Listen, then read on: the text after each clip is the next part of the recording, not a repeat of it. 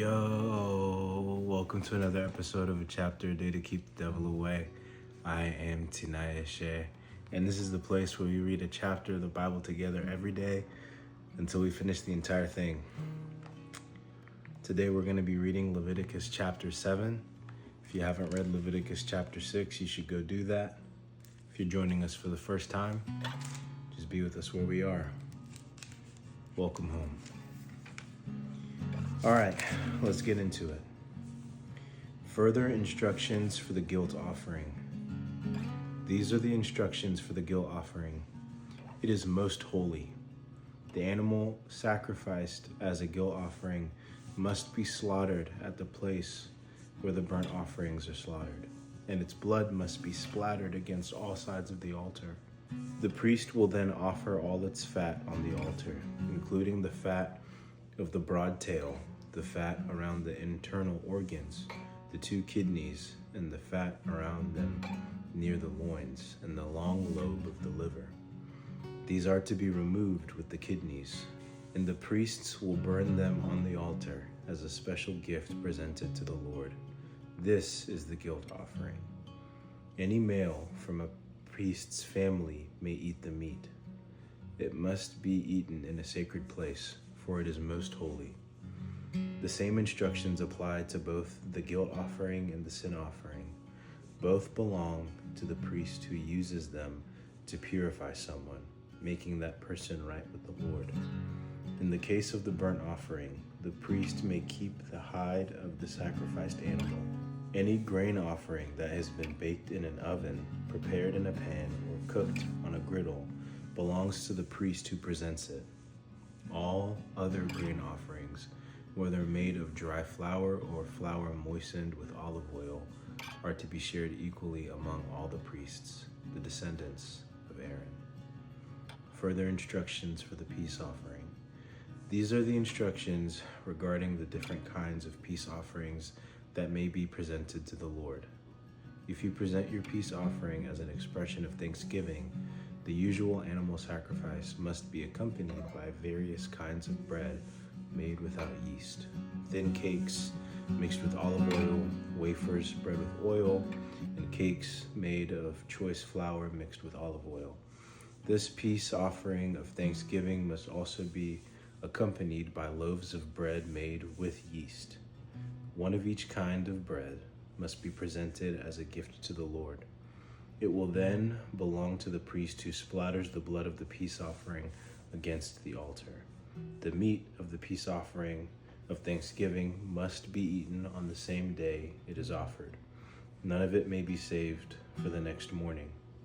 If you bring an offering to fulfill a vow or as a voluntary offering, the meat must be eaten on the same day the sacrifice is offered.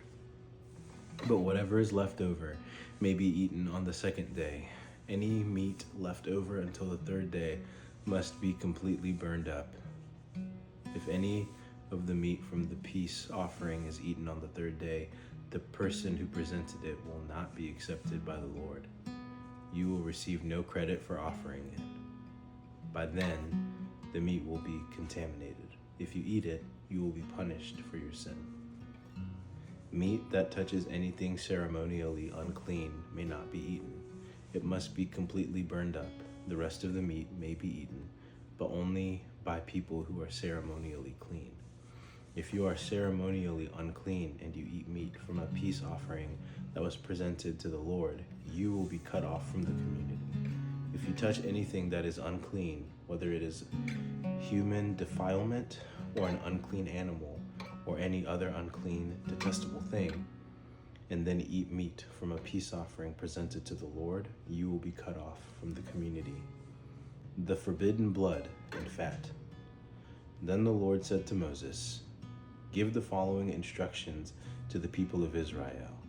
You must never eat fat, whether from cattle, sheep, or goats. The fat of an animal found dead or torn to pieces by wild animals must never be eaten, though it may be used for any other purpose. Anyone who eats fat from an animal presented as a special gift to the Lord will be cut off from the community. No matter where you live, you must never consume the blood of any bird or animal. Anyone who consumes blood will be cut off from the community. A portion for the priests. Then the Lord said to Moses, "Give the following instructions to the people of Israel. When you present a peace offering to the Lord, bring part of it as a gift to the Lord. Present it to the Lord with your own hands as a special gift to the Lord. Bring the fat of the animal together with the breast and lift up the breast as a special offering to the Lord. Then the priest will burn the fat on the altar, but the breast will belong to Aaron and his descendants. Give the right thigh of your peace offering to the priest as a gift. The right thigh must always be given to the priest who offers the blood and the fat of the peace offering. For I have reserved the breast of the special offering and the right thigh of the sacred offering for the priests. It is the permanent right of Aaron and his descendants to share in the peace offerings brought by the people of Israel. This is their rightful share. The special gifts presented to the Lord have been reserved for Aaron and his descendants from the time they were set apart to serve the Lord as priests. On the day they were anointed, the Lord commanded the Israelites to give these portions to the priests as their permanent share from generation to generation. These are the instructions for the burnt offering, the grain offering, the sin offering, and the guilt offering, as well as the ordination and the peace offering. The Lord gave these instructions to Moses on Mount Sinai when he commanded the Israelites to present their offerings to the Lord in the wilderness of Sinai. Not gonna lie, y'all, I am fatigued. My takeaway from tonight is that there's a lot of cutting off from the community. I wonder if that can be undone. Like, if you get cut off, can you, take some time, reflect, uncut yourself, be like, hey y'all, I'm sorry about what I did, can y'all bring me back? That would be nice. Yeah, certainly I feel like I've cut off people and uncut them off, but maybe that's toxic. I don't know. Maybe cutting off somebody's supposed to be like a one and done situation. I'm not sure. So those are my reflections on that. My other thought is, I really like how the priests are being taken care of. Like, it's not just we're burning stuff up as pleasing aromas to the Lord, which if that's what God wanted, that would have been sufficient, I guess. But there is also this element of like, hey, what you are offering is also being used as sustenance for these people who have committed their lives and subsequently the lives of their descendants to serving you in this way.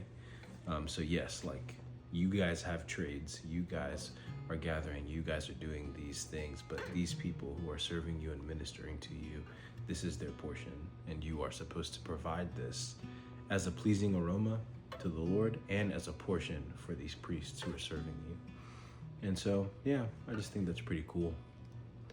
Everybody's taken care of, spiritually, physically, all the above. Seems like a pretty cool concept in terms of like symbiotic caring of a community, and like each person having their role and those roles feeding into each other for the service and betterment of the community. Seems interesting. That's all I got. All right, I love y'all. Peace.